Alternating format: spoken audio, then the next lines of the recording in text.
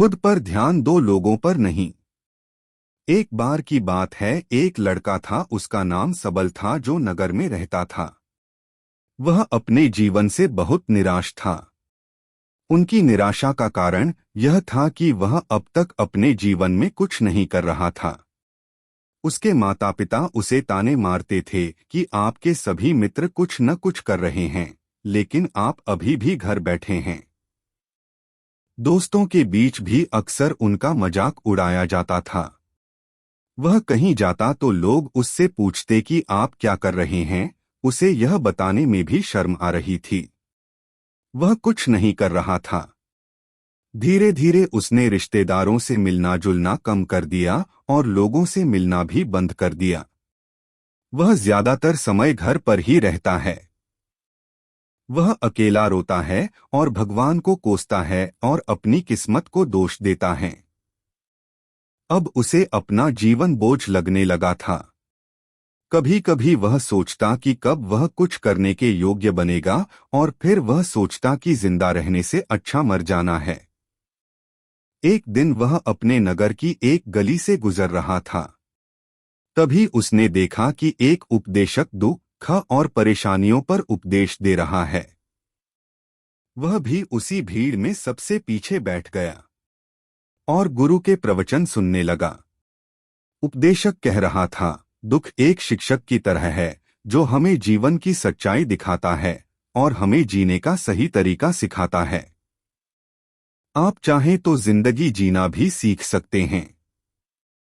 गुरुजी उपदेश दे रहे थे कि तुम चाहो तो कुछ भी हासिल कर सकते हो, और अगर चाहो तो एक कोने में बैठकर रो सकते हो। इन सभी बातों को सबल ध्यान से सुन रहा था, लेकिन शिक्षक की यह बातें पसंद नहीं आई। उसने खड़े होकर कहा कि कुछ भी सिखाने से दुख दूर नहीं होता। इसमें केवल दर्द होता है, दुख की पीड़ा अनंत है। ऐसा लगता है कि इसके बाद कुछ होने वाला नहीं है। इससे कुछ भी फर्क नहीं पड़ता है। इसके सामने तो मौत भी छोटी लगती है। उपदेशक ने कहा, फिर तुम्हारा दुख क्या है? सबल ने उसके सामने अपनी सारी व्यथा सुनाई और पूछा, मेरे दुख का कोई उपाय है तुम्हारे पास? यह सुनकर शिक्षक मुस्कुराए और बोले, तुम उस दिन मेरे पास आओ जब आपके जीवन में वास्तविक दर्द हो। मैं आपकी समस्या का समाधान अवश्य करूंगा। यह कहकर गुरु वहां से चला गया। सबल ने सोचा, कहीं मेरा दुख नकली तो नहीं है? क्या मैं जिस दर्द से गुजर रहा हूं वह नकली है? मेरा दुख कोई नहीं समझ सकता। जब माँ बाप नहीं समझते तो गुरु क्या समझेगा? उनके दुखों से व्यथित होकर सबल ने एक फैसला लिया कि अब वह कुछ करेगा। सबल ने एक छोटा व्यवसाय शुरू किया, पर उसे सफलता नहीं मिल रही थी। लेकिन उसके घर वाले पूछते हैं कि क्या वह कुछ कोशिश कर रहा है। वह अपने व्यवसाय में लगा रहा और धीरे धीरे उन्हें सफलता मिलने लगी। फिर उसने गति पकड़ी और केवल 3 साल के अंदर ही वह एक बड़ा बिजनेसमैन बन गया। अब सबल के आसपास ऐसे कई लोग थे जो उसकी परवाह करता था, जो उससे प्यार करता था। अब उनके परिवार के सदस्य भी उसकी तारीफ करते नहीं थक रहे थे। दिन ब दिन उसके मित्रों की संख्या बढ़ती जा रही थी। अब वह अपनी जिंदगी से बहुत खुश था। उनके कुछ दोस्तों ने उन्हें सलाह दी कि जब आप एक बड़ा बिजनेसमैन बनकर बहुत खुश हैं, तो सोचिए आपको कितनी खुशी होगी अगर आप इस शहर और इस राज्य के सबसे बड़े बिजनेसमैन बन जाते हैं। कितने लोग आपसे जुड़ना चाहेंगे, आपकी कितनी बड़ी ख्याति होगी, और स्वयं राजा भी आपसे दोस्ती करना चाहेंगे और जरूरत पड़ने पर ही आपसे पैसे उधार लेंगे। दोस्तों की यह बात सबल के मन में घर कर गई। अब वह और पैसे कमाने की कोशिश करने लगा, लेकिन उसे यह सब बहुत ही जल्दी चाहिए था। वह समय बर्बाद नहीं करना चाहता था। उनका अधिकांश समय इन चीजों को प्राप्त करने में गलाने लगा। इसलिए वह ऐसे काम करने लगा जो सही नहीं था। उसने बड़ा उधार लेना शुरू कर दिया। उसके दोस्तों से पैसे की मात्रा और अधिक मुनाफा कमाने के लालच में वह अपने माल में मिलावट करने लगा। उसने अन्य व्यापारियों के खिलाफ भी साजिश रची और उन्हें डराया धमकाया, जैसा उसके दोस्त कहते थे वैसा ही करता था। वह इन तरीकों से ज्यादा पैसा कमा रहा था, पर अब उसके जीवन में पहले जैसा चैन न था। उनके मन की शांति गायब हो गई थी और वह रात को सो नहीं पाता था। वह हंगामे में रहता था। वह सब कुछ पाकर भी उन्हें किसी चीज में सुख नहीं मिल रहा था। एक दिन सबल अपनी गाड़ी में कहीं जा रहा था। तभी रास्ते में उन्हें उपदेशक का आश्रम दिखाई दिया। वह रुका और गुरु के पास जाकर बोला, संत, आपने मुझे मेरे पास आने के लिए कहा था जब मेरे जीवन में सच्चा दुख आता है। अब मैं बहुत दुखी हूं कि मेरी नींद हराम हो गई है। मुझे कहीं भी शांति नहीं मिल रही है। इस प्रकार सबल ने अपनी सारी समस्याएं गुरु को बता दी। गुरु ने कहा, जब तुम पहली बार मुझसे मिलने आए थे तब भी तुम किसी दुख में थे। आपने उस दर्द से क्या सीखा? सबल ने कहा कि सिर्फ सोचने और चिंता करने से कुछ नहीं होता। आपकी दृष्टि को सच करने के लिए यह कार्रवाई करता है। और सिर्फ काम करने से कुछ नहीं होता, परिणाम भी मिलना चाहिए। जब आपको लगता है कि आपका लक्ष्य हासिल नहीं होने वाला, तब राह में चाहे कितनी भी मुश्किलें आ जाएं, मन कितना भी निराश क्यों न हो, कितना भी लगता हो कि अब कुछ नहीं होने वाला है, तभी विश्वास करें, मैं जो भी कर रहा हूं उसमें अवश्य सफल होऊंगा। लोग केवल सफल लोगों का सम्मान करते हैं। कोई कितना भी अच्छा क्यों न हो, वह हमेशा लोगों की नजरों में बोझ बने रहते हैं। यह सब सुनकर उपदेशक मुस्कुराया और बोला, जब आपके पास है तो यह वास्तविक दुख नहीं है। अपने जीवन में वास्तविक दुख आए तब मेरे पास आओ, मैं उसे ठीक कर दूंगा। सबल ने जाते समय साधु को सोने के सिक्कों से भरा घड़ा भेंट किया। घड़े को देखकर गुरु ने कहा कि यह मेरे किसी काम का नहीं है। उस पेड़ के नीचे गड्ढा खोदकर गाड़ दो। सबल ने घड़े को पेड़ के नीचे दबा दिया, जैसा कि गुरु ने बताया, और वहां से चला गया। कुछ दिनों से कारोबार ठीक चल रहा था, लेकिन व्यापार के गलत तरीके के कारण धीरे धीरे उसे व्यापार में घाटा होने लगा।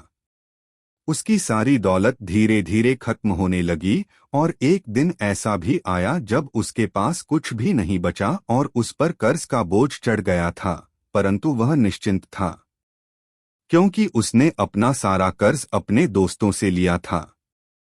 उसने सोचा कि उसके दोस्त बुरे वक्त में उनके साथ खड़े रहेंगे, लेकिन ऐसा कुछ नहीं हुआ। जैसे ही बुरा वक्त आया, दोस्त पहले उससे कर्ज मांगने लगे।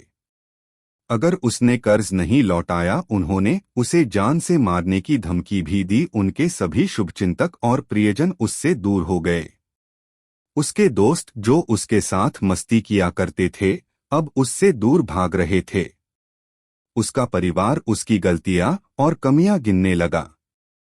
उनकी सारी संपत्ति नीलाम कर दी गई और उसके पास कुछ भी न बचा। जब उसने अपने पिता से मदद मांगी, पिता ने कहा कि मेरे पास थोड़ी सी संपत्ति है, मैं तुम्हारी माँ को क्या कहूँगा अगर मैं तुम्हें दे दूं? यह संपत्ति हमारा अंतिम उपाय है। सबल के मन में गहरा दुख छा गया।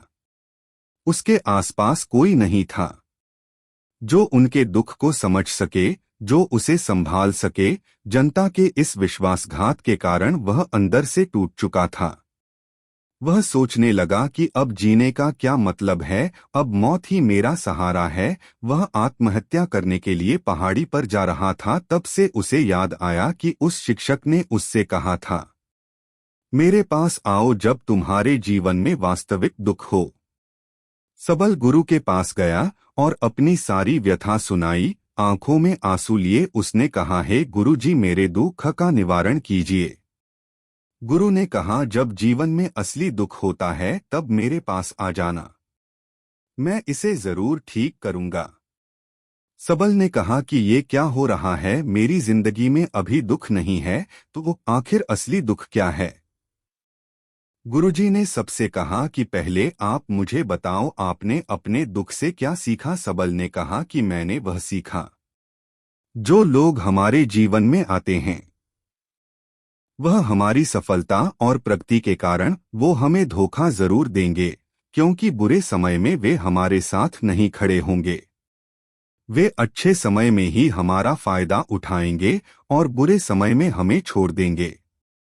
उन लोगों पर ही भरोसा करें जो हमारे बुरे समय में हमारे साथ खड़े रहते हैं, लेकिन ऐसे लोग बहुत कम होते हैं, लेकिन जिनके पास है उन्हें उनकी सराहना करनी चाहिए, उनका अपमान नहीं करना चाहिए। मैंने कभी भी किसी के खिलाफ साजिश नहीं रखना चाहिए। अपना काम ईमानदारी और धैर्य से करें और कभी लालची मत बनो। अपने सारे दुख दर्द और अनुभव बयां करने के बाद सबल गुरुजी के सामने आंखों में आंसू लिए बैठ गया। कुछ देर बाद साधु उठे और पेड़ के नीचे एक गड्ढा खोदा और घड़ा निकाल लिया जो सोने के सिक्कों से भरा हुआ था। उसने सबल को देकर कहा, मेरे पास आओ जब तुम्हारे जीवन में वास्तविक दुख हो। सबल ने अपने शिक्षक को धन्यवाद दिया और उसे प्रणाम करके चला गया। उस पैसे से उन्होंने एक छोटा सा व्यवसाय शुरू किया। अब वह छोटा व्यापारी बनकर भी खुश हैं। उन्होंने पूरी लगन और ईमानदारी से कारोबार किया। जल्द ही वह अपने शहर का एक बड़ा व्यापारी बन गया। उनका जीवन सुख सुविधाओं से भरा हुआ था। लेकिन कोई कितना भी अच्छा क्यों न हो, लेकिन जीवन में दुख आता है तो सबल के जीवन में भी दुख आते थे। अपने माता पिता की मृत्यु के रूप में वे दोनों एक ही दिन मर गए। सबल अपने माता पिता से बहुत प्यार करता था, इसलिए उनके निधन से उन्हें गहरा सदमा लगा। वह शवों को ले गया, दोनों को श्मशान घाट ले गया जहां अंतिम संस्कार किया गया। वहां उसने अपने माता पिता का शव जलता हुआ देखा तो उनका मन बेचैन हो उठा। उसके मन में कई सवाल उठने लगे। वह घर वापस आ गया, इसलिए उसने अपने माता पिता के घर और संपत्ति को देखा जिसके लिए उनके पिता हमेशा लड़ते रहे। आज जो छूटा पड़ा है, जिन्होंने इसकी देखभाल की, इसके लिए लड़ने वाले इस दुनिया से चले गए। उसके पिता ने जो कुछ कमाया वह सब यहीं रह गया। एक दिन पहले तक उसके पिता मारपीट करते थे किसी के साथ उसकी संपत्ति के लिए। आज वो खुद इस दुनिया से चले गए। उसका मन ऐसे अनेक विचारों के बवंडर में था। वह अंदर से अकेला और डरा हुआ महसूस कर रहा था। वह खाली महसूस कर रहा था। उसे लगा कि कुछ है, वह समझ नहीं सका।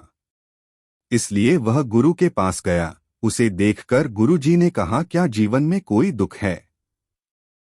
सबल ने कहा, वैसे तो जीवन में कोई दुख नहीं है, सब कुछ अच्छा चल रहा है, लेकिन आज मेरे माता पिता का देहांत हो गया है। मैं इस घटना से बेहद दुखी और परेशान हूं। गुरुजी ने कहा, इसमें दुखी होने की क्या बात है? एक दिन सबके अपनों को मरना है, कोई न कभी जिया है और न कभी रहेगा। एक दिन तुझे भी मरना है, शायद तुम कल ही मर जाओगे या आप आज भी मर सकते हो।